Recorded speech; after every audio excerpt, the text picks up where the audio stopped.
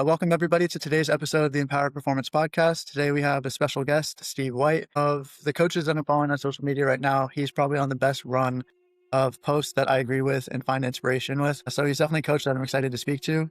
Steve, if you wouldn't mind doing a quick introduction on your athletic background and your current coaching role, please share with the guests. Yeah, man. Yeah, sure. No, first, thanks for having me on. As I said, this is my first pod, so you have my podcast virginity. A lot of pressure there too. The 3, 2, 1 countdown. I was Oh, like, yeah, yeah. cool, and then yeah, it gets the heart pumping a little bit. But yeah, man. So training and athletics has always been a part of my life. You Yeah, you're got me? back. Yep, I got you. So yeah, this is my second career. I have a bit of I would say, an atypical path as a strength and conditioning coach. I was formerly a special education teacher and hockey coach, and I also coached unified track and field, so like special education, Special Olympics track and field, which was a blast. And prior to that, my college background, I don't have a formal education in strength and conditioning. So I'm not classically trained. My degree was in sports and rec management, which I think I chose because I know I chose because it had sports in the title. That's the only reason. I didn't know what I want to do. Plan A growing up, dude, was be a professional hockey player. That was it. I was like the stereotypical jock athlete where every paper I wrote in high school was about hockey. Everything I did was about hockey. So hockey was my number one love, but I played a number of sports growing up. Baseball was probably number two. I played a few years of football. And are we allowed to curse on the podcast? Is that I allowed? don't like to censor I people. can let it rip. Yeah, go for it. Yeah. Okay, no. Yeah. Okay, no. I fucking hated football practice. It was the worst. That was the one sport where, like, on the way to the field, I would be just like dreading. When it rained out, I'd be stoked because maybe football practice is going to get canceled. It was just miserable. But so I had a few years of football, and I actually played freshman football in high school, which I liked quite a bit more. And compared to hockey, football is easy, by the way. I'm going to stir some pots here with the football players, but you get to grab people with your hands, easy. You can wrap them up. Hockey, you got to have timing. You got to be precise. Football's an easy game. And I think I mentioned I played lacrosse as well. I have a fun lacrosse story I can get into later if we want to. But point being, all this to say, moving and athletics has always been a big part of my life and a big part of my identity. And why I didn't pursue it as a career is beyond me. I think I even took one of those like aptitude tests in high school where it's like trying to place you where, like, what your career path should be. And it said like personal trainer, or PE, something along those lines. And I was like, oh, there's no money in that. So I became a teacher because everybody knows that's where you get rich. But I became a teacher because my mother's a teacher, my grandmother's a teacher. So I've always had, I guess, a proclivity for instruction and working with others, particularly with kids and high school students. And so that's kind of been my path. An irregular path, I guess, to strength and conditioning, but I have a lot of similarities to everybody who had the typical path. So my education has been very much self-driven. I got my CSCS 2 years ago, 3 years ago. I forget, dude. They're flying by. The years are flying by, so it gets lost. So when I was still teaching at the high school, so I know I just bounced around all over the place. That was the brain dump part of the podcast. But while I was still teaching, I left teaching 2 years ago. This is my third year not teaching and second year not coaching hockey. So I coached hockey for an additional year at the high school for 1 year after I was done teaching. My last year teaching, I was reading the CSCS book, like between periods during lunchtime on multiple occasions, face down, falling asleep, sleeping in the book. So that was the kind of the transition process from going from teacher to strength and conditioning. And now here I am. So I work at a private facility in Plymouth, Massachusetts. We're about an hour south of Boston, and it's a facility called MB Performance in Plymouth. And we get to work with the full gamut. And it's been a great place for me to develop because I've gotten touches with all types of personnel, from little 9-year-olds who are just developing all the way up to, I think our oldest is in their mid-60s, our oldest general pop client. And then we have, now it's primarily a performance gym. So bread and butter is middle school, high school, and collegiate athletes. We have a spattering of primarily like D2, D3 athletes, a spattering of D1 athletes. And we've had a couple professionals in and out of the door. And all this to say that I've gotten touches with a wide breadth of ability levels. So it's been a cool place to develop. Actually want to share how similar my situation is to yours. A couple differences. One, I certainly didn't go to school to become a trainer. I went to No. college to play soccer. I had the aspiration of being a professional player. I wasn't good enough. And the things that were holding me back were more the mental side of things and the physical side of things. As far as skill and like and understanding of the game, I thought I was actually a pretty sharp player. But the physical side, I felt like it held me back, and I would work really hard physically, but I didn't understand general adaptation syndrome, which essentially just means if you do too little, you don't make enough gains, but if you do way too much, you actually reduce your performance. And I was the type to do way too much. There was a gym owner in town where I went to college, and he gave me the keys to his gym. It was like a Rocky Balboa style-esque gym. And at 11 o'clock at night, 12 o'clock at night, or something like that, when I should be sleeping before an early morning session the next day or something like that, I would be lifting in the gym. And so we had practice 4 times a week. We had 2 games a week, sometimes three. I would do at least 3 individual skill sessions a week. I would lift 4 or 5 times a week. I would do the dumbest lifting you could possibly do. I would just get like as jacked as I could in my upper body, which doesn't look like anything now. It's been a few years, but I wouldn't focus on, producing a lot of force through the legs, for example, which I don't know if you know, it's pretty important for sports like soccer or hockey, for example. Yeah, I hear it's And pretty then as far important. as my actual degree, it was a business. Yeah, yeah, yeah. So I Yeah. had a business degree just because I thought, if I don't go pro, I can at least have a sensible degree to get a job and make some money and all that stuff. But then I hated the idea of a 9 to 5. So I went into soccer coaching. I did that at the high school level, and I did club. So I worked with, kids from like 9 to 12. And then I worked with high schoolers. And I really enjoyed high school. I felt that age group was a little bit better suited for me. And I felt in that kind of setting, the kids were a little bit more motivated. With club, I didn't like the youth sports culture, which is definitely something I want to touch on since you work with a lot of youth sports Yep, athletes. absolutely, But I dude. just it wasn't the best hours, it wasn't the best pay, and I just didn't like the environment itself. I found it to be toxic from the parents to, just all across the board. And it kind of perverted the game that I love so much because kids didn't even play for enjoyment or development anymore. So it kind of gave me a bad feel for it. And I still wanted to be in the coaching realm, and I still cared about the physical aspect of things. So just like you're saying, I got a CSCS textbook, and I studied for 2 years to be able to pass that test. Because I just do not have a scientific background. It was super challenging. And the thing that actually got me to pass the test was Mario Kart, and a CSCS Pocket Prep app. So I do like a 10-question quiz and then do a Mario Kart race and just go back and forth for hours until I I love eventually it. like material well enough that I could pass the test. Yeah. As far as my first strength and conditioning internship, I've had my boss from that on the podcast before. His name is Clay Mefford. I was in Cincinnati because that's where my wife was going to school at the time. Okay. And I had an internship at a facility very similar to yours with middle school, high school, and some collegiate athletes. And then the sister location would have the professional athletes. And man, what a great experience, because when you first get into the field, you might have the idea, I want to work with the best athletes. And then you realize very quickly that maybe you don't like working with some athletes, even if they're really good. Maybe they don't want to take instruction. Maybe they don't need you that much. Maybe the training feels a little bit more like your hands are tied. And then like I had this experience where there was this middle school kid, not trying to be mean or anything like that, but he was a husky kid, and he was very uncoordinated, and he had best attitude about training. He's the most coachable kid that I've ever worked with, and he's such a good kid to be around. That I was like, this is what kind of fuels my fire, is working with somebody. I don't care who you are. If you're a good person and you want to learn and you want to work hard, like that's my drive. So whether it's coaching with a ball or coaching with weights, that's kind of what's important to me. And I feel that it's interesting that you might think that education and coaching, like with weights, are very different, but to me, it's basically the same thing. It's just in a different medium. I say that, dude. And as you just said a number of things that made me light up, and I don't want to forget to touch on. But yeah, I say that all the time. It's like I'm still teaching. It's just a Uh-huh. subject matter that I actually care about. I hope, Sure. well, maybe some of my teacher friends will see this, but I didn't light up about history and English and history the way I Sure. light up about this stuff. It's still the Yeah. same thing. And there was certainly value in that experience, dude. Like going through teachings, particularly I think within special education where I have to be able to meet people where they're at. There's a Yeah. wide breadth of ability levels and understanding levels. So being able to adjust communication and learn different tactics to reach people where they're at, especially when most of my customers did not want to be there. Did not want to be there. And Yeah. that's a nice part about strength and conditioning is most people Sure. that come through the door want to be there.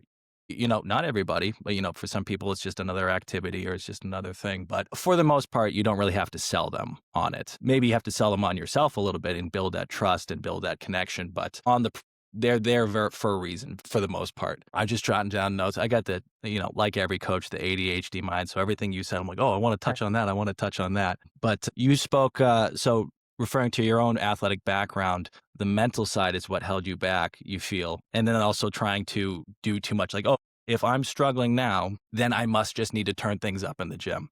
And I connect with that big time, dude. So again, so I played hockey up through college. That's where I found my ceiling.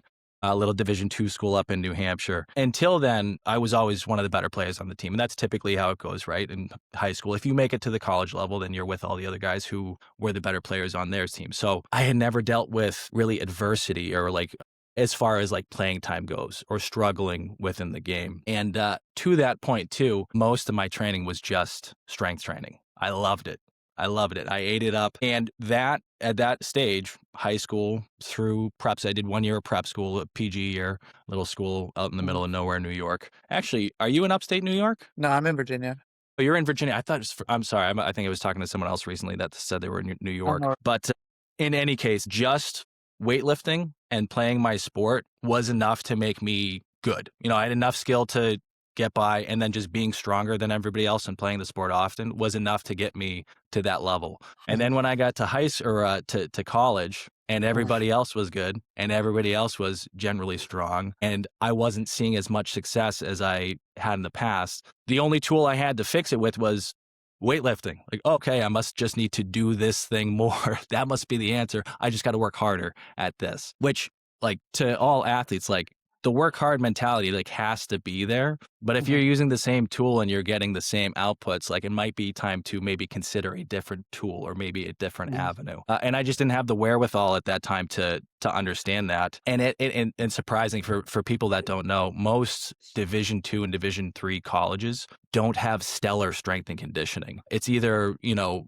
one or two people, the staff. So they're like hugely overworked and understaffed and underpaid, frankly. And it's a lot of people's like foot in the door entry level position. And that's nothing against those people at all. Like, we all have to get started somewhere, but it's not like we have Alabama's coaching staff, you know, Yeah. strength and conditioning staff at these D2, D3 colleges. So if you have, there's still kids I work with, who are in college now, who I'm doing their programs for online, because they don't have in-season program. They don't have, which is crazy to think. You would think these colleges would be squared away, but anyhow. So it's funny that you said that. And then the other part of that too, you mentioned the mental side of things. That was a big struggle for me too, because I hadn't experienced that diversity. So from a physicality side, I had one tool, and it was weightlifting.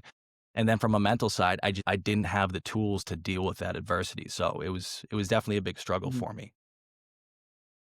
If I can speak to the mental side just a little bit, the issue for me is something that you don't even consider being a possibility. It was carrying too much. I know that sounds like what you say on a job interview to get the job, but it was Yeah, actually to the yeah, point yeah. where I put so much pressure to get it just on my own shoulders, because I was like, I need to make every pass perfect, every dribble perfect, every shot perfect. I need to like play without making mistakes and all that stuff. And then if I ever played pickup with friends, or I was like playing in practice and I didn't feel that pressure, I wouldn't care if I made a mistake. I would just care about having a positive impact. So you can miss a couple shots. That's fine. You got to shoot to score. You're not going to make all your shots.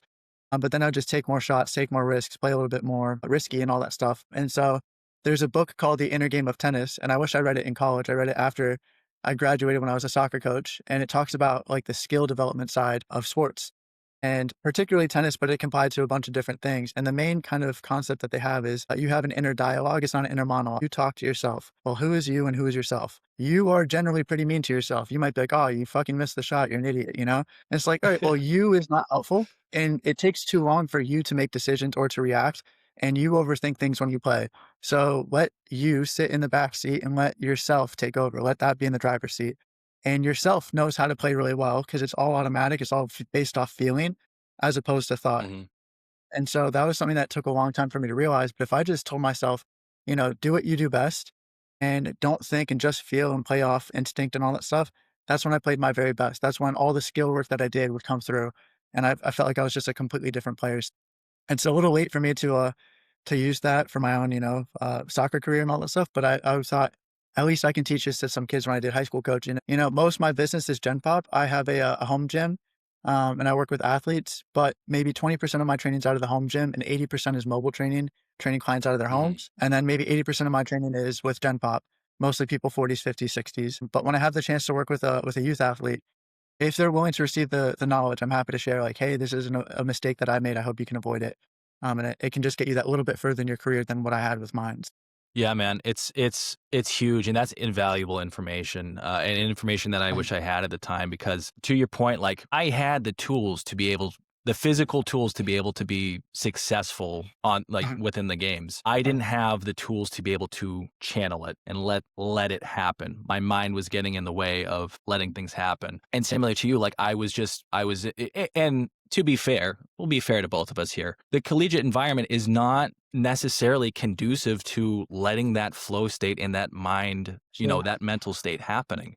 It's very mhm, much do or die, even within practice, where practice should be the place where like mhm, we create an environment where mistakes are supposed to happen. We expect mistakes. We want to see mistakes mhm, because we're trying things and you feel okay making mistakes. mhm, But at that level, and in many other levels at this point too, if you make a mistake, you might not dress the next game. And if you make a mhm, mistake within the game, you might not see the ice the next shift. mhm, So it's challenging once you start going down mhm, that road to break out of that and to free yourself up mhm, to play freely and give yourself, reach your potential. So it's definitely a tough environment to foster that type of mindset and let the flow happen. There's just a lot of pressure. And it's funny, it's kind of like it's a vicious cycle because players who are good and they have some success up front, they'll have a little more mhm, leeway.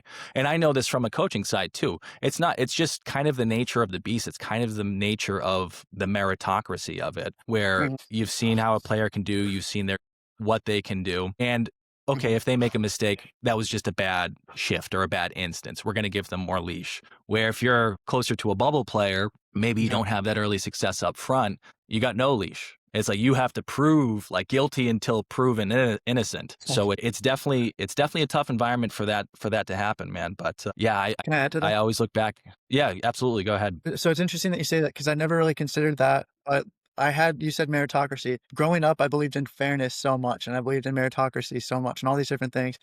And it took like maturing to realize that like fairness is a myth. Do you know what I mean? Like the world isn't fair.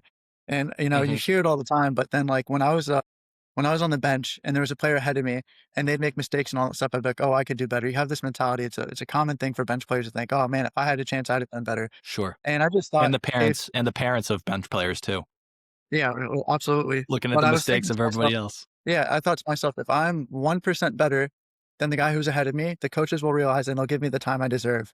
And this whole deserving mindset is essentially oh shoot, what's the word I'm looking for? Entitlement. And like it's not helpful. Sure. It doesn't do anything.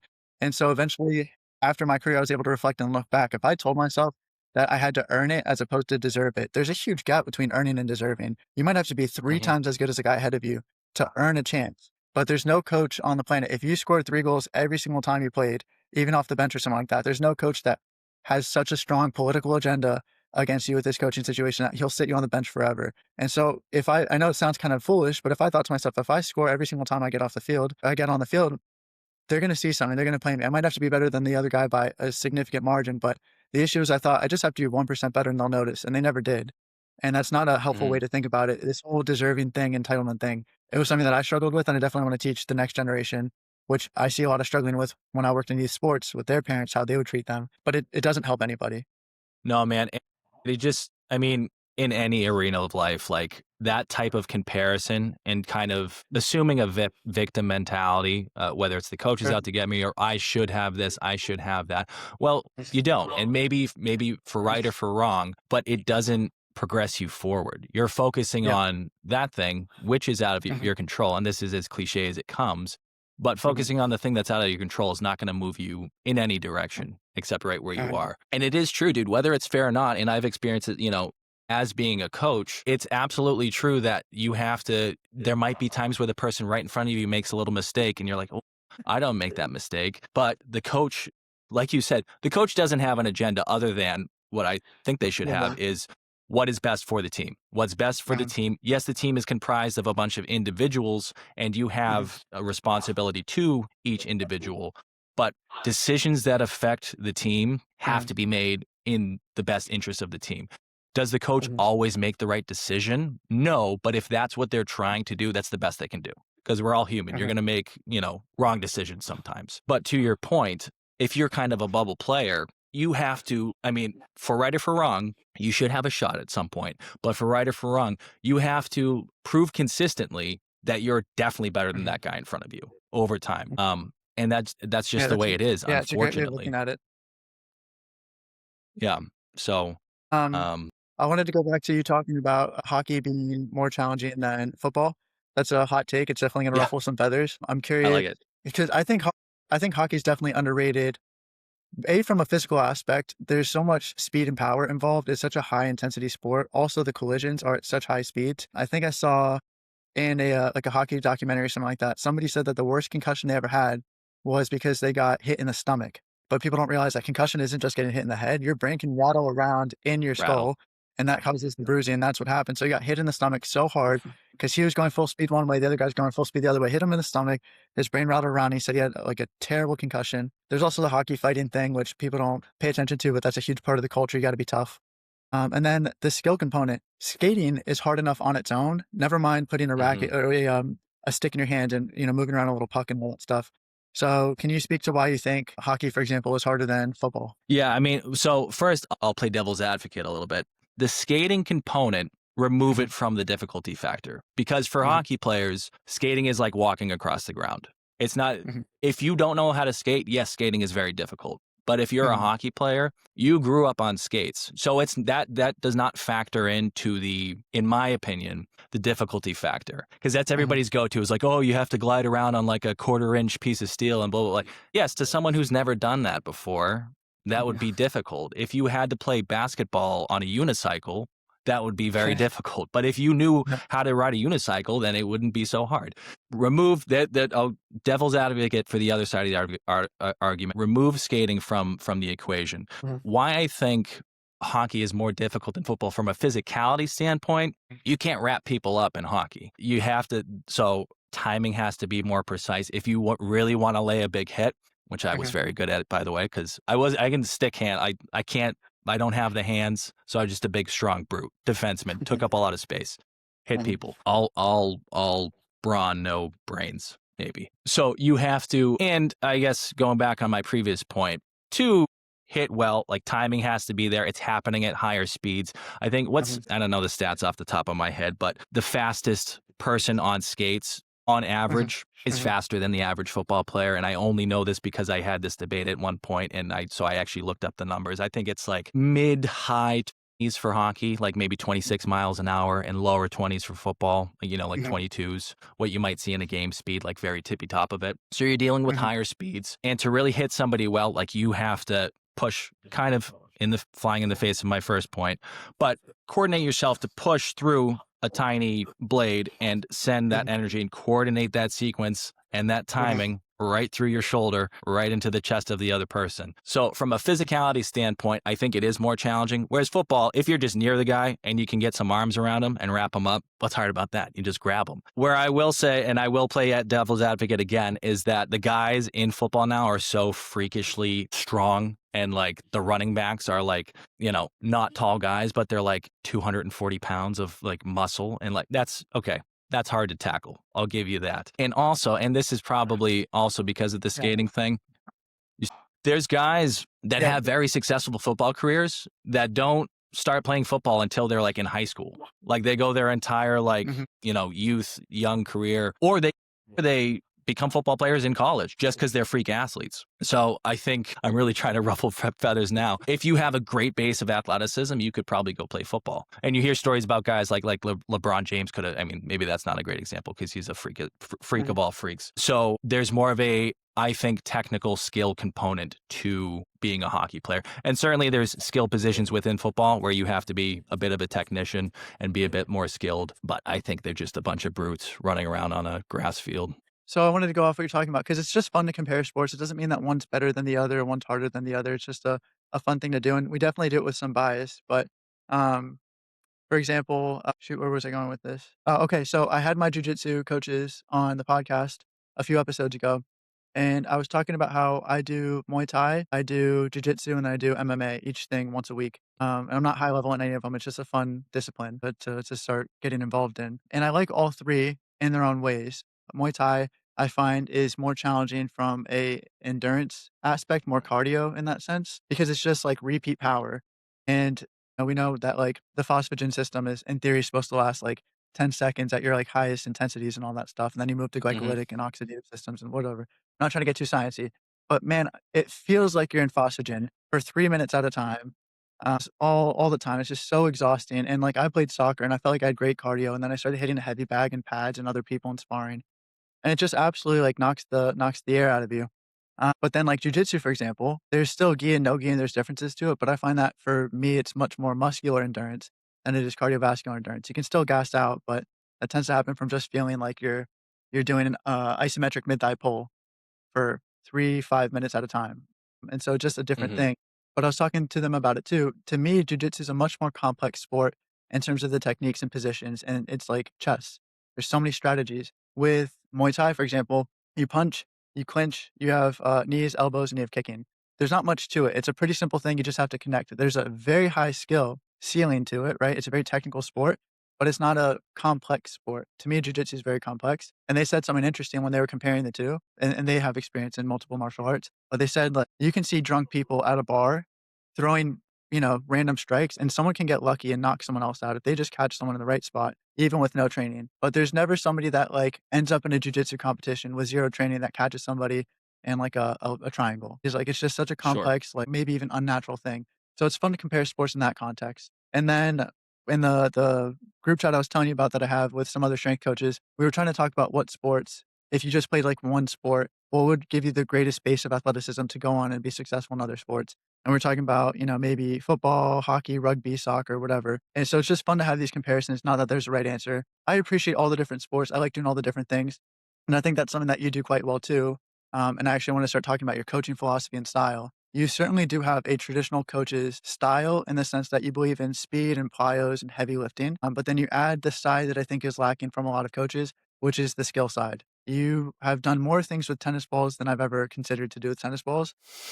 I see you doing like handstands and like jumping around on playgrounds and like parks and all that and just getting creative. How did that become a thing for you? That's a good question, man. I don't really know. I mean, a lot of what I do, if all of what I do, uh, is heavily influenced by others. So, I Mhm. think like Yoakum's a great one for that type of stuff, this kind of Sure. small-sided games and creative type stuff.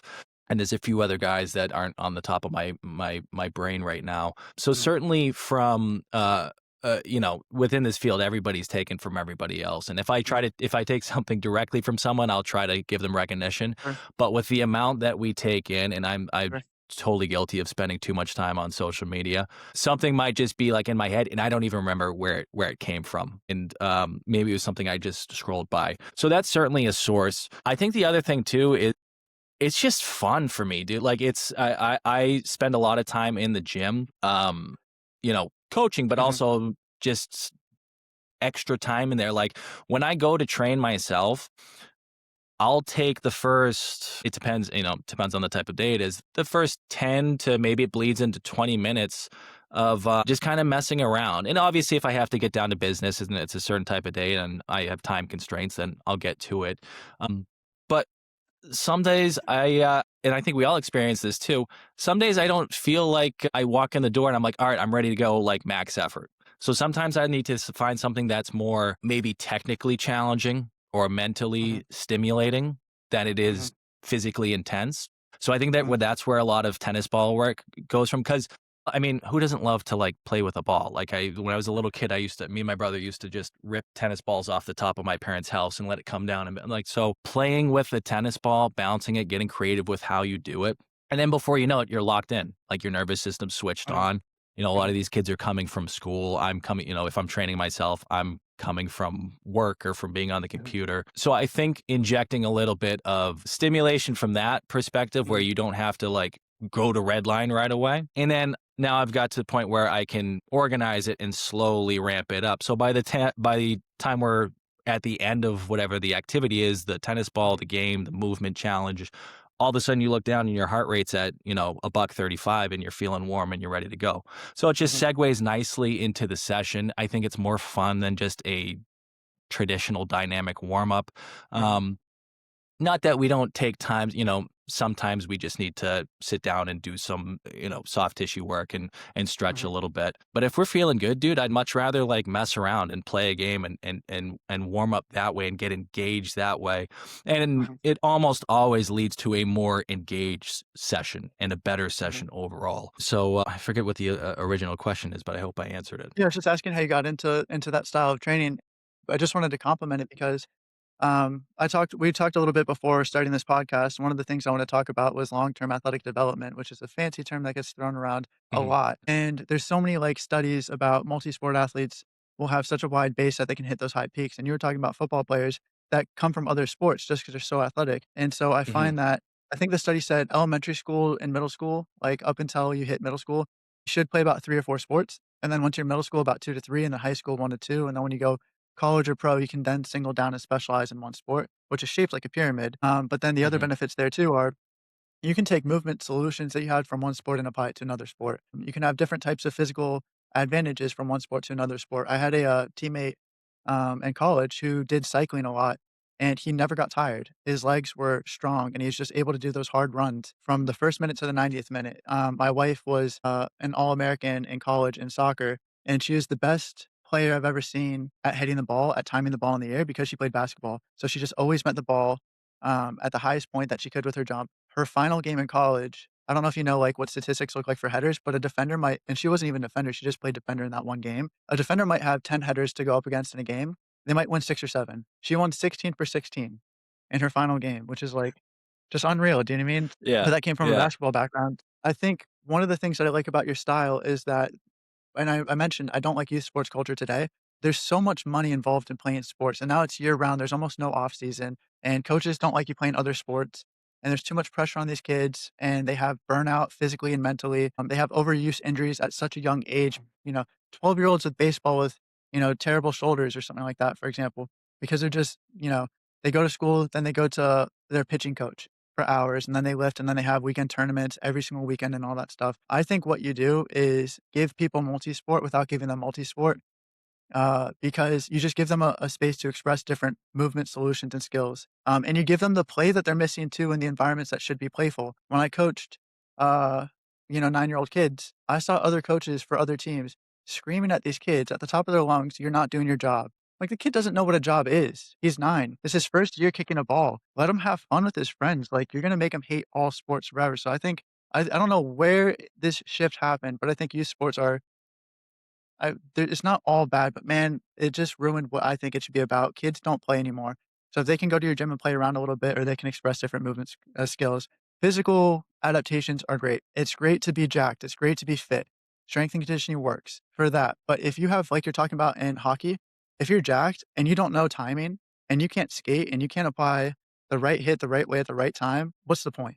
Yeah, man. And man, I mean, you made some points, and we could have a whole nother podcast on Sure. just the state of youth sports alone. So I don't even know where to start with that. But you hit the nail on the head, dude. And it's largely like I think it's a business model. It's like the capitalism of youth sports, and there just becomes this pressure. So it's like not like there's like an evil Dr. Evil in his lair, like twiddling his fingers in his mustache, like I'm trying to destroy youth sports. But because of the advent of the club models and how Mhm. there's now the ability to play 12 months out of the year, well, Mhm. if Johnny's going to do it, then I need my kid to do it too, because I don't want Mhm. my kid to fall behind Johnny.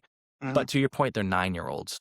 They're like, there's time to get good. And if your kid's going to be good, I'm very much of the opinion like the people who are going to go to the high levels and make a career out of athletics, they're gonna do it regardless of, Mhm. obviously there's a lot of things that need to happen along the way, but they have Mhm. the genetics, they have the things within them that are gonna allow them to do that. And, Mhm. there's a fair bit of luck. They need to meet the right people and be in the right environments and make the right decisions to make that happen. Mhm. But trying to force it on a 9-year-old kid is bonkers. Like the first and foremost, let's develop a good relationship with the sport, with training, with other people. And I think a big part of that is providing diversity, physical diversity, social diversity, not being with the same group of kids every season for the whole Mhm. season for your whole life, get into some different environments. So there's definitely some social and psychological aspects to it. And then from a physical standpoint too,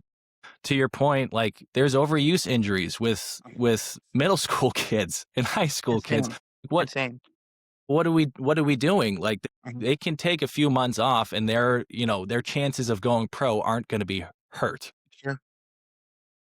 play a different sport. They don't have, Sure. and the other thing too is like you don't have to get totally away from your sport. You can still get Mhm. touches. If you're a hockey player, have an off season. You can still rip shots in the driveway a couple days a week and keep that Mhm. timing and keep that touch. But play a different sport, man, and get some. They just get entrenched in these patterns, movement patterns, thinking patterns. So if we can, to bring it back to the gym, Mhm. introduce some different patterns, from a physical standpoint, from a psychological standpoint, and break them out of these things that they're just entrenched in, I think that's, Mhm. that's a win-win. So yeah, man, it seems like a necessary thing now that Mhm. we need to provide. There's just not that, also not, I'm going to sound like an old man, but I feel like there's not that natural tendency to go outside and play Yeah. either. And not because, maybe this is a different take, not just because they're like inside on their phones, but because they're too busy going to the sport again. They're Sure. like, their whole life is ruled by that school and sport. Like, so these Mhm. kids are busy and they become really good at their sport, but physical development is lacking and diversity is lacking. And I Mhm. think more often than not, it just leads to a burnout. And Mhm. oftentimes the way I see it, and occasionally we get the person that goes and play college, and then very occasionally we get the person that actually makes a career or makes some money playing the sport. Mhm. But for the most part, this athletic journey is going to end at high school.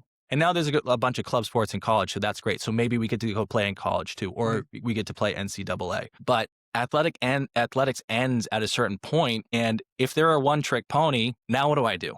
Because Sure. everything I've done to this point has been pouring into that bucket. So now what do I don't have a plan B. Where's my identity? My Mhm. identity is gone, and it can be tough. And then there's this like hangover period for these athletes that can last a number of years. And I feel like I felt it probably a little bit myself. Okay, I'm not Steve the hockey player anymore. Like, who the hell am I? Because I haven't been Mhm. thinking about shit else. So I don't know, there's no plan B, that I don't know what I'm supposed to do with myself now.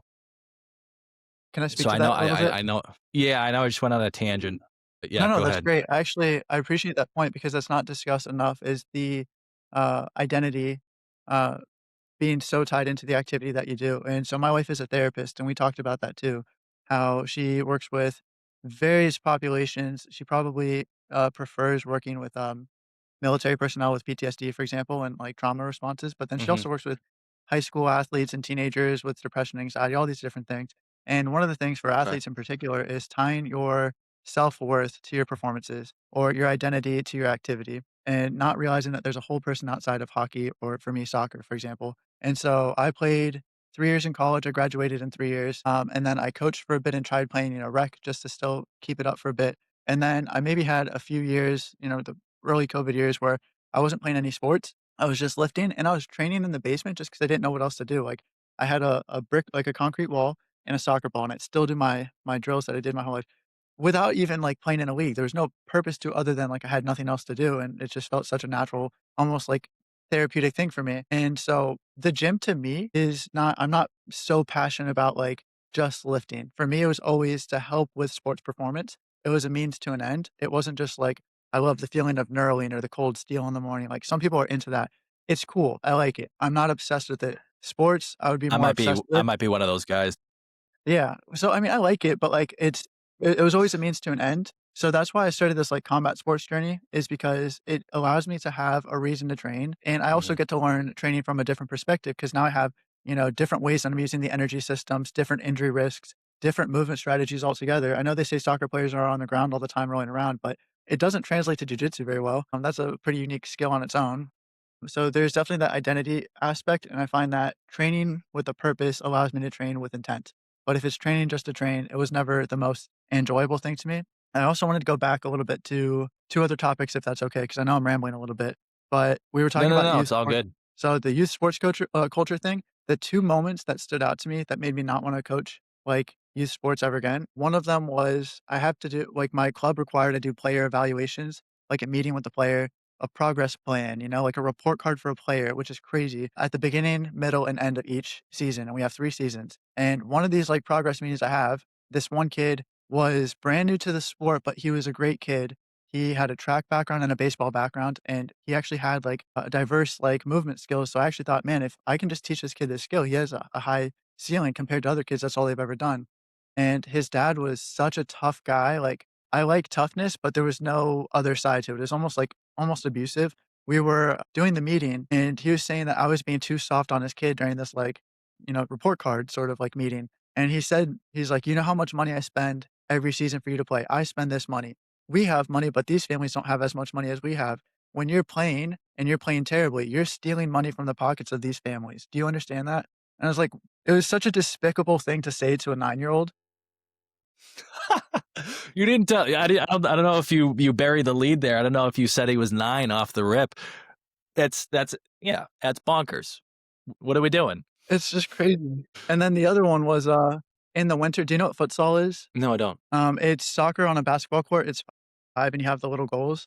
And Okay, so okay. I feel like I've seen maybe videos of it. so I love it. I think it's great, and it's a great kind of, like, adjacent to soccer thing. It's very similar, but it just breaks it up a bit. So the kids would play the fall and spring were their main seasons. The summer, they would have camps, and then in the winter, they would do futsal. But that winter futsal season was all scrimmages. It didn't count for anything. There's Yeah, no promotion, relegation, there's no trophies, nothing. You just let the kids play. And it's great because it's so fast paced and there's so few players that players get touches on the ball way more than they would on an open field. Again, these kids are 9 years old. There was one dad who was sitting on the sidelines and he was trying to like joystick the kids like a video game, screaming at the top of his mhm, lungs, pass, shoot, this, that, the other. The kids were playing like it was hot potato because they're so scared to get yelled at by this dad. yeah, At halftime, I went over to the dad, and my blood is boiling. And in front of all the other parents, this guy's a Marine, by the way, and he just came back from a tour. Do you know what I mean? So it feels weird yelling at like active military sure. personnel and all that stuff. But I was like, Yeah, cut yeah, it yeah, out. yeah. Like, I'm the coach. You're not. You're the parent. You support. If you have nothing positive to say, I don't want to hear a word from you. And then he came up to me after the game and he's like, I know you like this hippy dippy, like everybody has fun, but I care about winning and this, that, the other. I'm like, dude, I care about winning too, but you just don't understand. Like, what you're doing is so messed up. These kids are 9 years old and they're not going to develop it. They're scared to play and they're scared to play because you're screaming at them like a drill sergeant. Yeah, yeah. It's You care crazy. about winning, but, like, you have the players, there's pee running down their legs when they touch the ball because they're too afraid to do any like, My yeah. gosh. Like, Yeah, it's terrible. it's not I can't stand that. I guess we're in the millennial generation of coaches, right? Mhm. So, compared to previous generations and coaches that coached me, you could say that I'm a soft coach because Sure. if you just by looking at the 2, I'm not screaming at the kids all the time. Mhm. And when I was certainly not in the gym, I'm not screaming at the kids. When I was coaching hockey, maybe I get a little bit more animated at times. And certainly when I was a young coach and Mhm. only had I was just parroting what I had seen previously and Sure. hadn't found my own coaching voice. Yeah, I would try to be a tough guy when I was a younger coach. But let's like look at the outcomes just because you're not screaming and yelling does not indicate that you don't care about winning. You just have found a different way to elicit what you want out of the players. It doesn't have to be with a Right. hammer all the time. If you Mhm. have the communication skills, or you can just set the environment up for success to happen, for exploration to happen, for Mhm. improvement to happen, and you can just sit back and let it happen, well, what's wrong with that? You have to Mhm. force it and scream it into existence, and like only Mhm. the kids who aren't afraid enough rise to the top, or aren't too Mhm. afraid to succeed rise to the top. Like, what are we doing? Like, let's That's the thing, if yeah. we can rise. Go ahead. Have you seen the movie Whiplash? It's with, like, the jazz drummer. I know of it. I know I can picture the scene where he's like smacking the kid in the Yeah, yeah, head yeah. because he's Yeah. like lagging or something. But yeah, But that's what people think that, like, good coaching is as long as there's, like, this survivorship bias, if someone can survive, like, the worst training, the worst abuse ever, then they're gonna make it to the top. But maybe you can actually build more people than you can by trying to break them down and see who survives. So I don't like that style of coaching. But like you yeah, said, I wasn't as, like, soft to coach as people would think, especially with the high schoolers. With the kids, I was a little bit nicer. My thing was respect and effort. If you had those things, we're good, right? If you miss a shot, I don't care. If you had like the right intention, or you miss a shot and you track back and you defend, you're giving your best effort, or you're being respectful to your teammates and your opponents, we're good. If you didn't have that, I would lay into a kid. And I mean, there's one kid who, sure. in my first coaching job, do you know what nutmegging somebody is in soccer? It's where you like dribble through someone's Oh legs. It's yeah, the most embarrassing thing to do. yeah, yeah, He yeah. nutmegs a kid. The opponent falls to the ground, and he turns and looks at me and starts making fun of the kid. And I subbed him off immediately, and I just tore into him in front of everybody. I'm like, you don't ever treat opponents like that. I'm fine with like my first ever game that I coached, we won 13-0. So it's not like I feel sorry for the opponents, but you should treat them with respect. Hmm. Do you know what I mean? Sure. So Yeah, I yeah. definitely had the balance, but as long as the kids were respectful and working hard, I would rather pull them aside and actually coach the game. I hated seeing these complex drills and people just screaming effort, effort, effort. I'd rather teach people, what did you try to do? Make it collaborative. What did you try to achieve? They explain their thought process. I say, okay, maybe you could have done this. Maybe you could have done that. Show me in the next opportunity.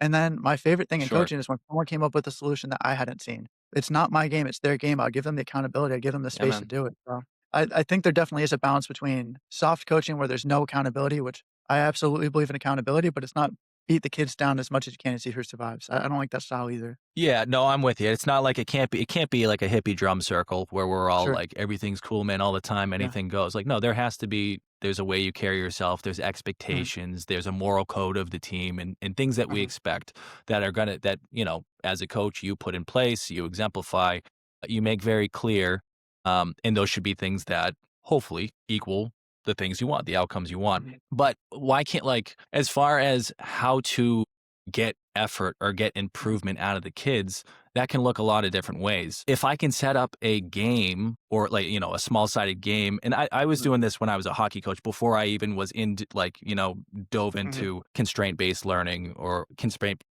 based training or differential learning, all that stuff. I was kind Mhm. of doing it before I knew the names or the labels of the things.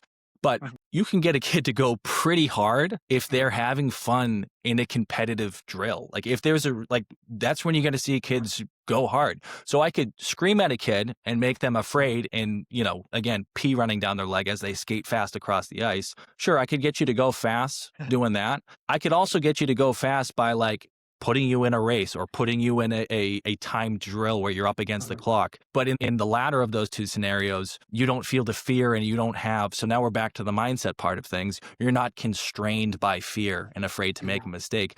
You're going hard because it's fun and you want to beat your Mhm. friend.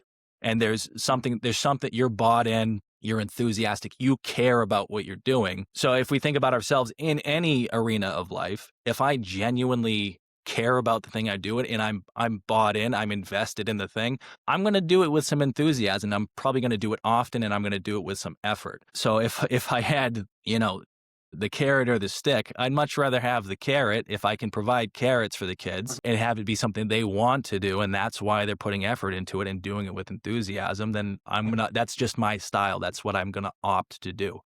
And Mhm. again, that doesn't mean that, it's a free for all the time and they can, act like idiots or misrepresent the team or themselves or disrespect their other teams, their standards, but we don't have to be angry drill sergeants to Sure. get what we want. So in the context of Muay Thai, for example, when you think of like boxing training, you kind of picture like people just clubbing each other's heads off and trying to kill each other and all that.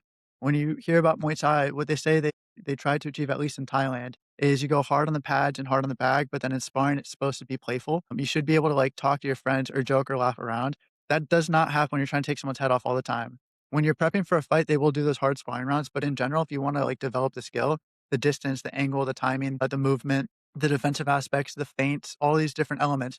You can't do that when someone's trying to kill you. And so like well, I have like this MMA class that I go to and we'll do sparring sometimes. And I know which partners I'd rather work with if I'm trying to develop and which ones I need to like survive against. And, there's this one kid, I feel bad for this story, but I've told it before. He's maybe 18 years old and all that stuff. I'm 28. So I feel mean beating up on a kid, but he was trying to take my head off the entire time. And I felt that I was more competent than him, so I wasn't, like, threatened, I wasn't scared or anything like that. So I would just lay, like, some light punches, let him feel that I'm going 60, 70%, and then he's throwing overhand rights and Superman punches at my head 100 miles an hour, and I'm just like, "What the heck?" Do you know what I mean? So I wanted to teach him a lesson, and Muay Thai, you can go low, you You can go got middle, it. you can go high, right? I just took his leg off, do you know what I mean? I was like, I Yeah. gotta teach him a lesson." But but I was like, I Chop can the hit him tree in the down. yeah, I was like, I can hit him in the liver, and that's really mean, he's gonna throw up, I feel bad. I can hit him in the face, give him a concussion or knock him out or bloody nose. I don't wanna do that either. The nicest thing I can do to this kid, where I still teach him a lesson, is to take the kid's leg off. Try to break his Just leg, shot yeah. at his oh gosh, I feel bad about it, but I think he learned his lesson that, like, he was going too tense, and you're not able to learn. But then again, I'm not trying to be super hippy dippy. There are times where you need hard sparring rounds. And it's the same thing with competition training and all that stuff. There were times where I would like purposely put pressure on kids to see how they do because a game, if it's 2-2 against your rival and it's 10 minutes left in the game and you want to win and the kids care that much, you got to put some pressure on them. But then otherwise, if you want someone to develop like their creativity on the ball or something like that, you have to give them an environment where it's safe to do so. Yeah, man, absolutely, and I think you can do that too. You can put pressure on, you can put them in high pressure situations, and that's fine. But I think the manner that you react to whatever they do, however it goes, is going to dictate what happens next or how they're able to progress moving forward. Put a kid in a high pressure situation and it doesn't go well, and we react by freaking out and shaming, probably going to be Mhm. less apt to try or to go outside of what we feel Sure. comfortable doing the next time I'm in a high pressure situation. Versus, okay, high pressure situation, made a mistake, shit the bed, something went wrong. Well, let's have a conversation afterwards. Why did it go wrong? What do you think happened? Let's evaluate what happened rather than react with screaming. He already feels bad. He fucked up. Yeah. Like that part is done. The shame is felt. We don't need to pile on the shame sandwich here. Uh-huh. So I think that's where a lot of guys will get it wrong, in my opinion. So it's not that we can't have hard coaching or hard situations, but the reaction, the aftermath, the assessment afterwards, I think is what's going to dictate how are we going to do next time? How are we going to go about this and navigate this the next time we get a chance? Um, So I wanted to go um, back quite a bit of a ways, but you're talking about like the multiple sports when we're talking about long-term athletic development and all that stuff. You have the benefit of having played a lot of sports that are actually quite similar, at least in terms of a rotational aspect. Hockey, mhm. baseball, cross even. I see you doing the Kaiser. You're just ripping it, Yeah, and you're putting up yeah, some yeah, yeah, crazy yeah, numbers on that. yeah. I've seen Were that they where crazy? I some don't know. sports I tend have to no point of reference. sure, but I mean, so, like, you see Ugh. that some sports correlate to others better, right? Like, badminton won't go the best for snowboarding, right? But, like, wrestling to jujitsu, Mhm, incredible, great correlation, right? You could mhm. say baseball to golf is close enough, it's at least better than it would be ping pong to golf. So, what I was gonna say is, do you think that that has helped you like, do you play golf, for example? Yeah, I actually had a big golf obsession for a little while that I didn't mention. So after I probably started halfway through college, I worked at a golf course. That was my first Okay. job. I worked at a local country club, Plymouth Country Club. Shout out Donald Ross course, 1910 something. It's an old golf course. So I Oh, worked there from I want to say the summer of my freshman year in high mhm, school plus 11 years. So well after college. I worked there for a long time. And mhm, about halfway through my time there, I started actually you could golf for free if you were I was on the grounds crew, so we cut the grass and did all the grunt work and all that stuff. So you could go for free. So I at a certain point I started taking advantage of that, dude, and I got obsessed. So I would uh-huh, play like my days were these were the salad days. These was like some of the one of the best periods of my life. I would uh, work at the golf course from like 6 a.m. to 2 o'clock, get out, go to the gym and smash some weights, then come uh-huh, back to the golf course and I would golf from like, 4:30 until the sun went down. It was mhm. fantastic. So anyways, all that to say, yes, I have a background in golf. The main reason why I was asking if you golfed is because with all the rotational sports you've done, do you think that it had any translation to your ability to swing a club the first time? I know it's not the exact technique, but do you think as long as you connected with the ball, you were able to hit bombs pretty well compared to the average person who may not have had any rotational experience? 100%, 100%. Maybe not hit bombs every single time, but just Uh-huh, coordinating because there's a lot of things happening with rotation, right? Especially when we're using an uh-huh, external implement, whether it's a baseball bat or a uh-huh, golf club or a field hockey stick. So I can always tell if somebody swings a golf club for the first time or a hockey or a bat. You can uh-huh, generally tell with your coaching eye, like, oh, you either have played a sport that involves some element of rotation with an external implement or you certainly have not because I think there's so many variables to it and so many uh-huh, joints involved and degrees of freedom where things can go wrong or go right. So just that sequencing and that uh-huh, flow I think can definitely translate from one thing to the next. And I think there's a coordination aspect too with using an external implement, so like a hand-eye uh-huh, coordination aspect to it too. There tends to be like hockey players, there tends to be a lot of lacrosse players that also play hockey, and if someone uh-huh, is a hockey player, they usually can pick up lacrosse pretty quickly mhm, from a hand-eye coordination standpoint and a throwing standpoint. Not the other way around just because of the skating element, but typically you'll see a lot of crossover between hockey and lacrosse. mhm. So yeah, absolutely. If you have any background in rotation, I think you might not do it perfectly. Golf's a hard sport, but you can at Sure. least you can at least, let it rip pretty good and then clean up the little details along the way. The reason why I bring that up is because, like, one of my buddies played baseball, and when we go to Topgolf, he has no golf experience. He'll rip just as hard every single time. He'll scuff the ball, slice 3, hook 3, and then out of 10, and then he might hit like 3 or 4 that hit the back net from the ground floor every single time with like 0 golf Yeah. training. Or you'll see like some MLB guy that doesn't golf at all go to top golf from the bottom and hit it over the net. You know what I mean? And so I think there's something that people need to understand is that when they talk about sport specific, I work with a lot of golfers. There's a country club that's near like my parents' house, which is where I originally started my business. So I'm located in this county where I do a lot of my mobile training. A lot of my clients are golfers, and they originally would ask, "Can we do some golf specific stuff?" Because that's what you see sold. They'll say, "Can I do a golf specific Mhm. rotation exercise, a golf specific mobility exercise?" And it's like, "Oh shoot, yeah, I forgot that that cable rotation is only for golf and not for baseball, not for hockey, not for anything else." Or that this 90-90 where it gives some hip internal and external rotation will only apply to somebody in this sport, but not in another athletic context. So that was one of my big gripes early on is the idea of sport specific. You work with a lot of different sports. You can probably speak to this. I find good training is 80 to 90% the same thing. And the only considerations you really need to take would be maybe some specific skill aspects, but mostly high areas of injury. You just want to focus on that to keep Mhm. them safe.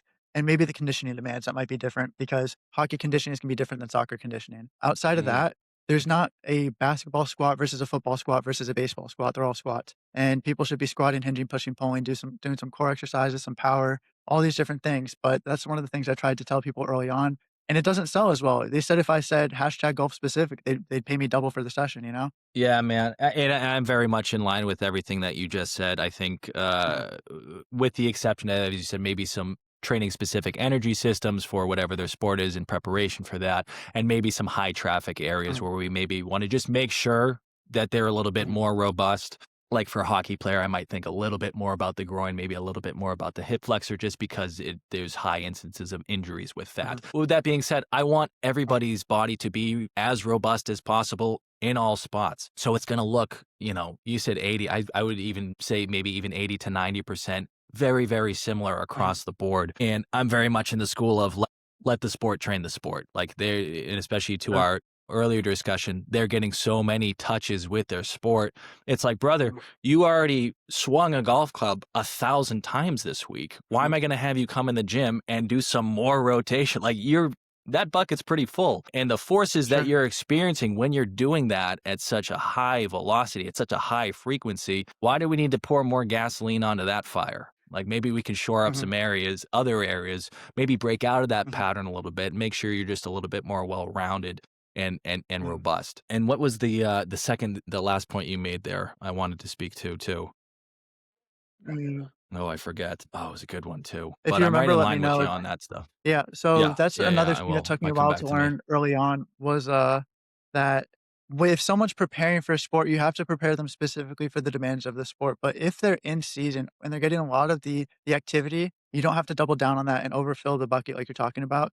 So an example is I have a slide board in the corner there. I think I it's great. remember. For somebody who you remember? Okay, so for someone who, like a soccer player, they might do a lot of running. I don't need to give them tempo runs or shuttles for their conditioning. They're already doing that, right?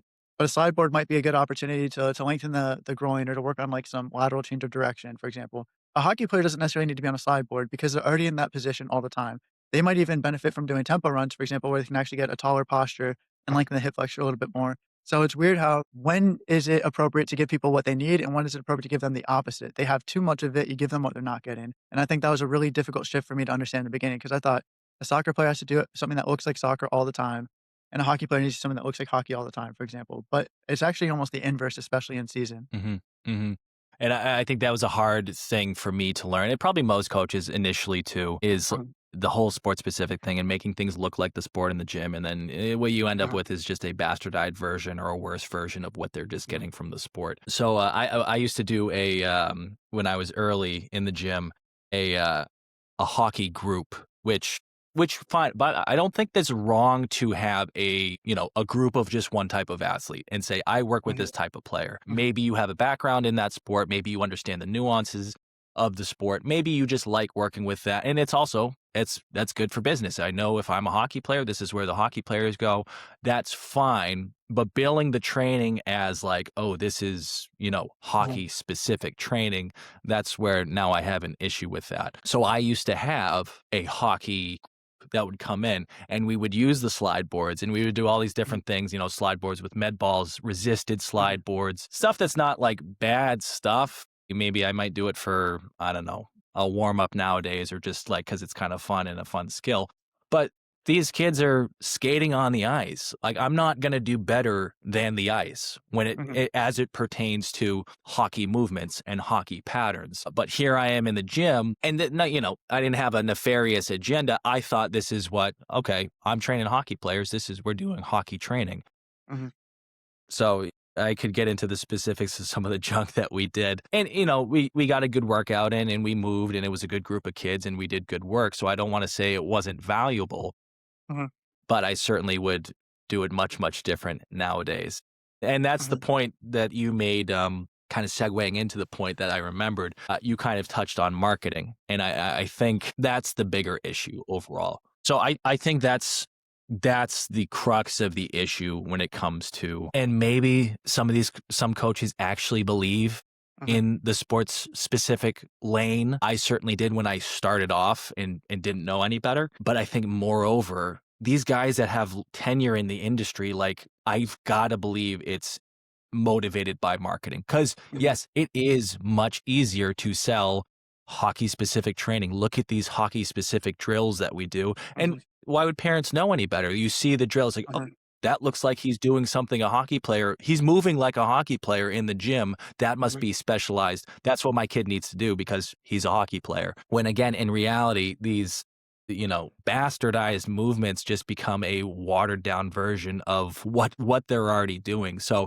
they're accumulating, if they're in a positive environment and they're with good people, like sure there's value to it. From a physiological and development standpoint, they're just wasting their time. They're spending extra time accumulating more fatigue and junk volume in the gym.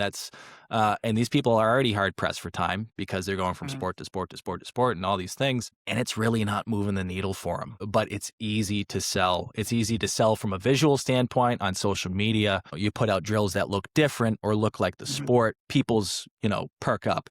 You put out a video of a back squat or a bench press. Well, we've all seen that a million times. That's just weightlifting stuff. When in reality, very well now, is if the mostly they're worried about sports specific stuff when homeboy can't even do a chin up or can't even Sure. do, squat their body weight. So like there's so Mhm. much room for just general physical development that's going to take them so far. And again, they're playing their sport 12 months a year. They're getting the skill Mhm. work. They're getting enough of their sport. They're Mhm. getting too much of their sport. So we don't need to Mhm. pour more sport like movements and sport like patterns on top of that fire in the gym. To play I completely agree with that, but then to play devil's advocate to that, one of the things that you're supposed to learn, you learned in the CSCS textbook for sure, is the law of specificity. Mhm. I've seen people go the opposite direction so far that it's like completely illogical. So there's this one guy who wanted me to train out of his gym and then like pay rent or something like that. It's a weird deal that he's trying to do. And he just said, "Hey, do you want to watch one of my sessions? See if you're interested in working out of this gym." I said, "Sure." It's just an hour. Who cares? And a kid asked him, he's like, "How do I jump higher?" And he's like, "Get your squat, bench, deadlift, and chin up, and you'll be a better jumper." And it's like squat and deadlifts, maybe. I don't know how being like able to bench 405 and do chin ups with 100 pounds added is going to make you necessarily a better jumper. The correlation is so minimal. If you want to be better at jumping, you have to jump. If you want to be better at sprinting, you have to sprint. If you want to get stronger, lift heavy. That's where a lot of specificity matters. But does it mean you have to squat with a bamboo bar and a Bosu ball because it looks fancy and you say it's specific to this? Are you ever going to actually squat on ice to make it more specific? Like that is so dangerous. So there's that sweet spot of specificity. And I hate to see some people be so general that they don't even understand that, "Oh, if I need to work on my conditioning, I should probably do some conditioning. If I want to get stronger, I should do some strength work." But it's not that complicated. I think there's that like graph, the bell curve graph, where it shows like Mhm. people do smart things when they're dumb. They learn a little bit, they do dumb shit, and they think they're the smartest they're ever going to be. And they go back to things they originally did, but like they came full circle and have a better understanding. And even when I was misguided early on with my training, I at least understood jump to jump fast, jump higher, sprint to run faster, like all these different things. I at least understood that, and I wasn't thinking, "Oh, my chin up is gonna help my jump." It's not. It's gonna help rock climbing, maybe. I'll be better if I can do chin ups, but it's not gonna help my Sure. jump. I'm not gonna dunk on people if I can do chin ups. So, it's crazy. Yeah, I think trying to like do mental jujitsu and draw these weird through lines from one thing to the other, like it's not Mhm. like it is complicated, but it's not complicated, right? If you Mhm. want to jump Uh, better, probably just jump a lot. yeah, go ahead. I had a little bit of a plyometric and jump journey myself. a couple years. Okay. I'm still now into it. It's part of what I do. Mhm. But coming from a hockey player, my tool bag for interacting with the ground in different ways was limited. Now I had other Mhm. sports, so I wasn't like, inept, but sprinting, big jumps, plyometrics, I had a lot of room for growth with that. And I got better at those things by doing those things. Mhm. Like it wasn't like, all right, let's drive up these squat numbers in pursuit of this big jump. Sure. I was also squatting heavy. I was squatting heavy and getting stronger, Mhm. but I was also jumping a shitload too to get better at the Sure. jump. Sure. So it's like you don't have to get cute in like, oh, if you do this secret thing, this other thing's going to get better. You Mhm. do the thing, get generally strong too, just in general, but also practice the thing that you want to specifically get good at. You have to. Sure. I was gonna ask how much time you had, because I had one more kind of bigger topic and then a couple rapid fire questions. Yeah, man, I have about 25 minutes left 25 minutes. Okay, and then I so got to scoop. yeah, no worries. You talk about the feminine side and masculine side of training. It's a Hmm. concept that I came across somewhat recently. There's probably some people on the internet who hate the idea of feminine versus masculine and gender stereotypes, but I like the idea of there's the soft side and the hard side. There's the open, more loosey goosey, rhythmic sort of movements, and then the kind where you have to grunt and grind your teeth. Squat, bench, deadlift would be a more masculine side thing, or getting a crazy pump. But then you're talking about how you started getting into skipping, for example, which could be considered more Hmm. feminine or soft side. How did that become a thing for you? And can you describe that whole journey and the idea behind it for the listeners, please? Yeah, man. I mean, my proclivity has always been towards the masculine side. Like I said, I fell in love with lifting weights when I was younger. So that was my tool for improvement. And I just like lifting weights. I like being Mhm. strong. I like having muscles. That is what my bias is towards. And kind of going back, circling back to the college and not having as much success in college discussion, that's what I kept beating that drum, that masculine side, like, oh, I'm not playing enough. I just need to double down. I need to go Mhm. harder with that. Where my room for improvement, so my bucket of strength and muscle was like pretty well Cool. taken care of. I had so much room for improvement with learning how to relax and Mhm. rhythm and flow and Mhm. and being because I don't know if there's psychological, like I don't know if I have like a lot of like psychological tone or if that's even a thing. But when I would get into like the games, I would find myself muscling up and like Mhm. not being able to find that flow and to move freely and Mhm. express my movement the way that I wanted to. So just everything about me was the masculine side. It's very physical player. Mhm.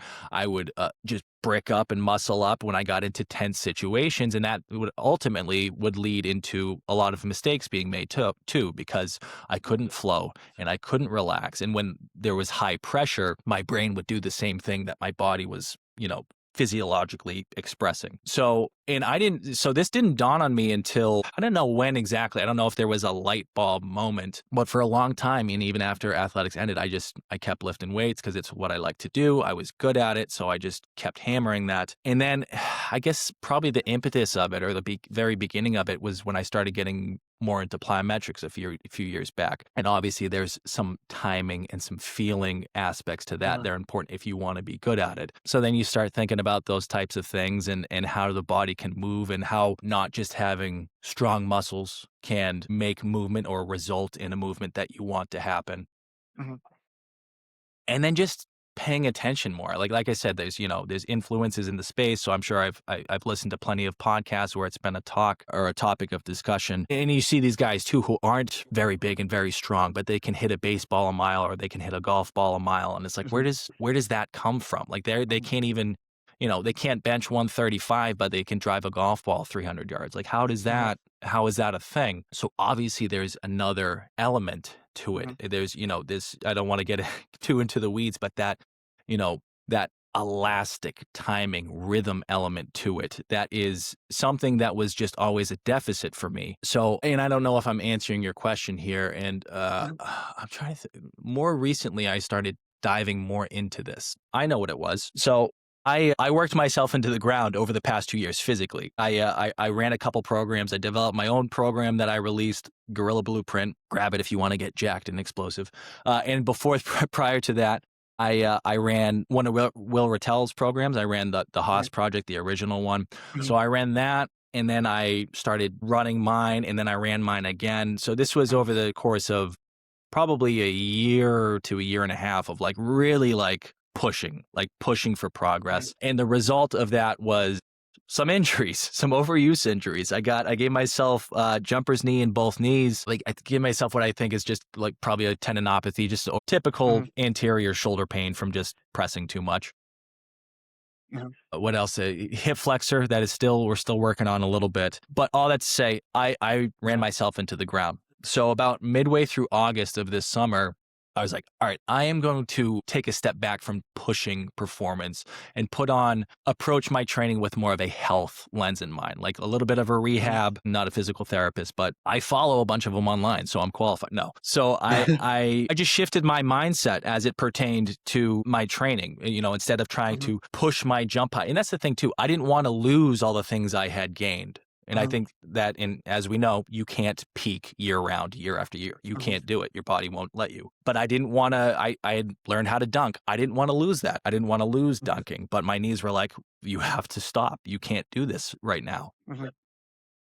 So it was a mindset shift, being okay losing some of the numbers with the jumps, some of the Mhm. numbers with the lifting, and accepting that and putting my rehab hat on and approaching training with more of a health outcomes as my KPIs rather than performance outcomes as my KPIs. So with that, I could slow down in the gym a little bit and I was still, training hard the areas that I Mhm. could train hard, but allowing myself to be okay with dialing things back and giving the areas of my body that needed the help and needed the Mhm. love or needed less inputs, that time and space to get better. So I think in slowing down with that, opened my mind and my attention up to other aspects besides just huge outputs. Because I love big Mhm. outputs. Who doesn't love big jumps and big lifts? It's Mhm. great. It's fun. And that's what I love. But so I guess divorcing myself from that for a little while allowed me to, I guess, venture into this more feminine side of training with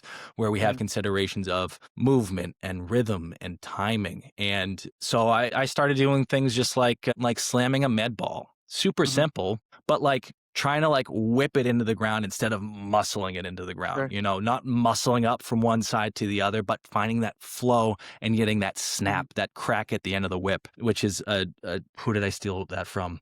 The baseball. He's like 108 performance is his Instagram handle. But I love that Mhm. terminology, that picture of the cracking of the whip, because it's that Mhm. timing and you let it happen when it's supposed to happen. So Mhm. just experimenting with things like that and I guess, again, that rehab journey opened me up to these other considerations and these other areas of training besides just the big outputs. And eventually here, when everything's shored up, when my hip is where it needs to be, I want to get into speed. And I know in order to sprint, I've never been fast. My 40 time when I was in college was the same 40 time that Tom Brady ran at his combine. Oh, I wow. won't say it out loud, but you Gotcha. can go. Yeah, it wasn't good.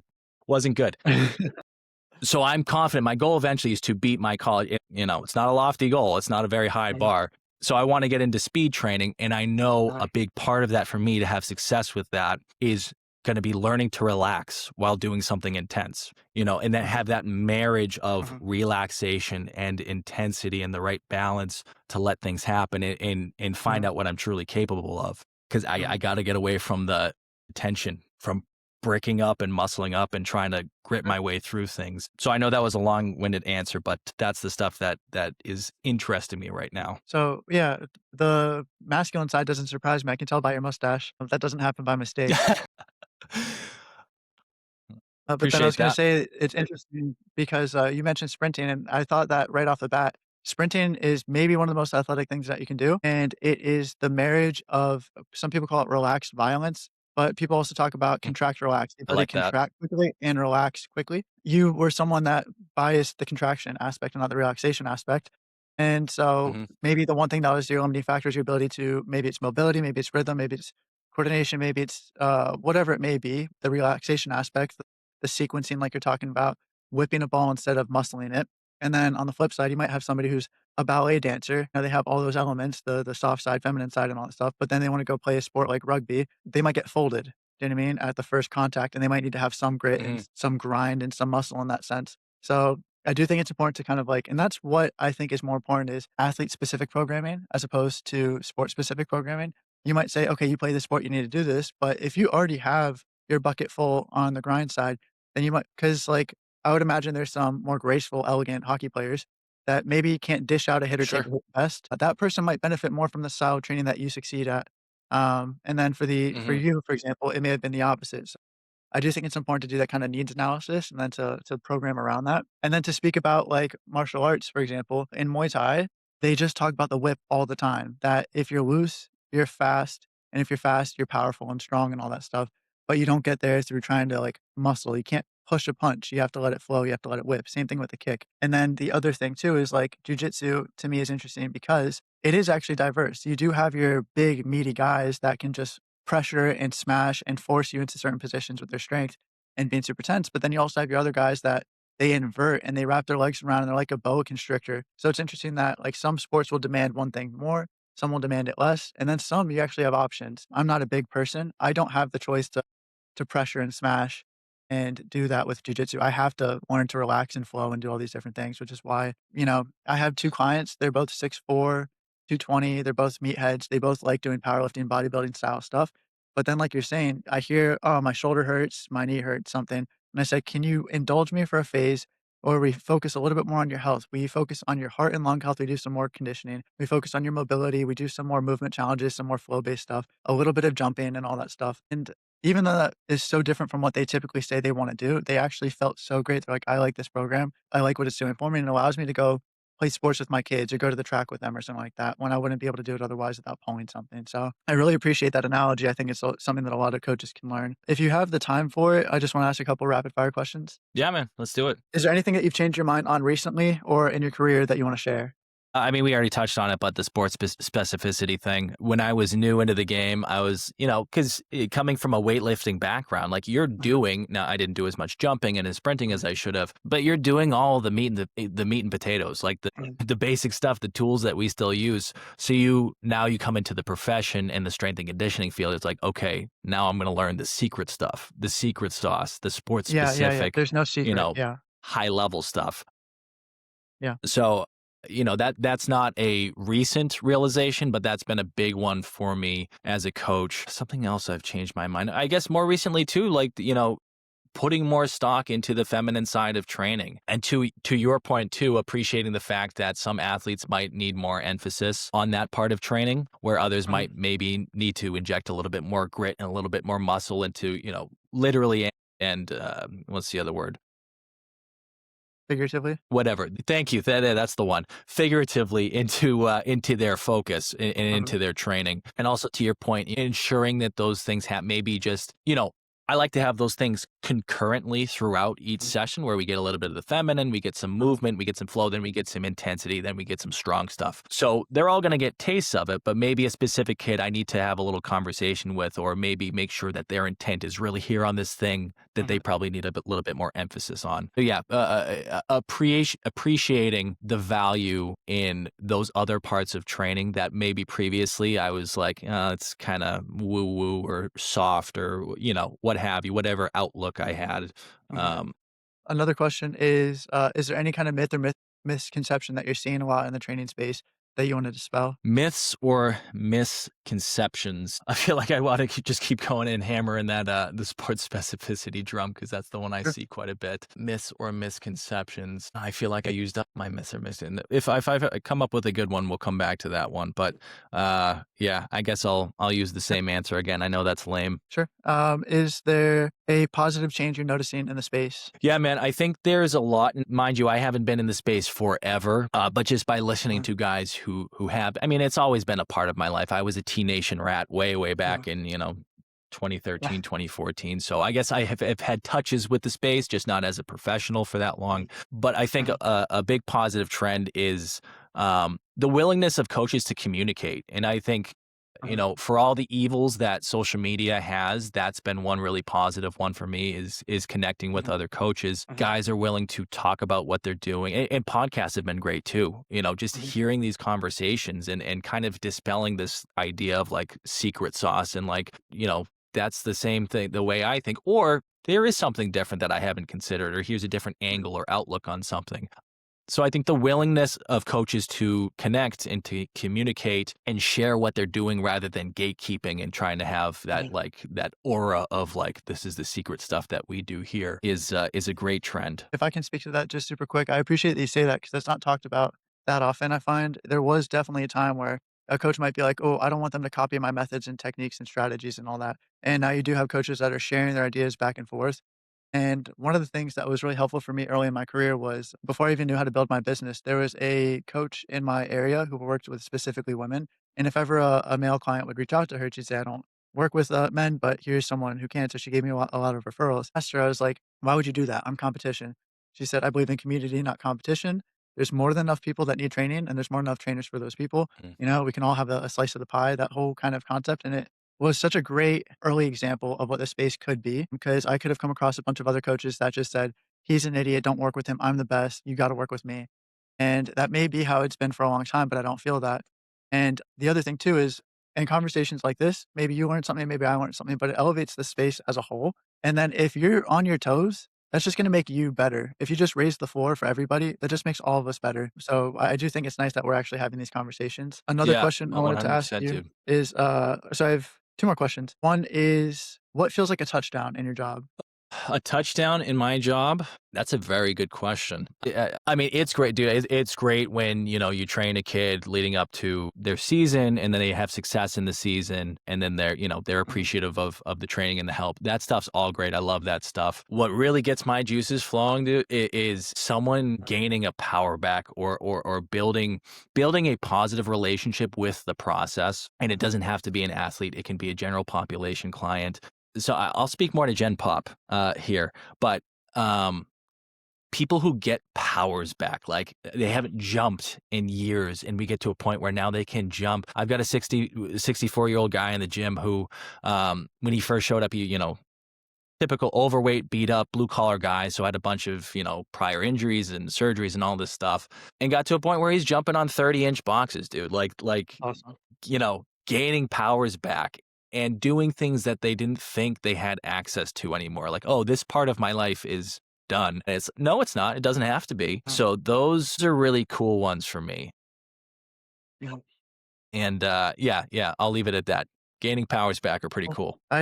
Mine's kinda similar. I've had stories like that. Like, I had a client who lost 80 pounds and then was playing pickleball, and he overran a shot because he's like, "I didn't know my body was that capable, but I actually overran Yeah, it," and yeah, I'm like, yeah. "That's pretty cool." And I also like seeing when people my business is called Empower Performance. I want to empower people Mhm, to take fitness into their own hands and all that stuff. I wanna educate them, I wanna inspire them, all these different things, but then when they start adding activities outside of training, or they do an extra workout on their own because they like it so much, I started some clients bought some heavy bags, I'm just showing them some stuff they can do on the heavy bag just for, like, conditioning. I'm not saying I'm super qualified or I'm prepping them for a fight. It's just a good way to get the heart rate up, right? When they say that they're, like, mhm, looking forward to doing it, you know, and they have a big smile on their face or something like that, that also gets my juices flowing, like what you're saying, people enjoying the process. The mhm. final question I had for you before signing off is, do you have a final piece of advice that can be given to literally anybody about literally anything? It doesn't have to be training related if you don't want it to be. A piece of advice for literally anybody about anything. It's a good question. And this is, I mean, this is not original at all, but keep going Mm, and with whatever arena of life that you're in. Uh, if you're lucky enough to find the thing that you want to do that gives you purpose, you can be great at that thing. There's like, mhm, you know, we're all just people. If you're willing to put in the time and the hours and the energy, you can be great at that thing, but you have to keep going and it doesn't happen overnight. And we can liken this to training. Like you're not going to walk in the gym and you're not going to squat 500 pounds the first day. But if that's something that you want to do, you can put in the time if you're, you know, you understand delayed gratification and you're okay with the hiccups along the way and the injuries that come and the setbacks that come, you can do that thing. If you can find your thing and you can commit to it, you can make it happen. So, and that's kind of a mantra that I've had kind of in this process too, in the career change to strength and conditioning. My mantra has just been keep going. Like, mhm, I love it. I know I'm doing the right things. Not everything's mhm, perfect every day, and not something doesn't happen every day. There's not a mhm, win every single day. Maybe there's little wins that now I can appreciate, but the big wins that you think like, oh, this is going to happen. This is going to happen. I'm going to get this client. I'm going to put out this, you know, Instagram post or this thing, and I'm going to get all these clients. mhm. That's not how it works. It'd be sweet if it did, but oftentimes you're not going to have those, like the work that you're putting in is not going to have an immediate result. You're planting seeds for something cool to happen to tomorrow. But if more often than not you're doing the right things, yeah, you're taking the right steps. When something cool is ready to happen, you'll be ready for it. So yeah, Mhm. keep going. Cool. I really appreciate that. I was just gonna add one more thing to that, and then, have you plug yourself, and we can sign off so I can respect your time, but Sure. it took me a little while to realize that the difference between 15 minutes of fame and an overnight success is staying power, and that staying power comes with all the work that went into it. Do you know what I mean? So an overnight success isn't actually an overnight success. They just needed that one Mhm. catalyst, but they at least did the thing you're talking about, the whole keep going thing, for a really long time, and it finally happened for them. The whole 15 minutes of fame type of people, they don't have that, going into it. So they're just gonna have their moment, and then they're gonna disappear into oblivion because they have no staying power because they have nothing, no foundation. So you can't Sure. earn overnight so you can't fake an overnight success, you have to earn it. Yeah. Where Yeah. can you be found if people wanna find you? Do you wanna plug your business? You mentioned your program, any of that stuff? Yeah, man. So I'm most active on Instagram right now, and it's at coach_Whyte, and that's White with a Y, WHITE.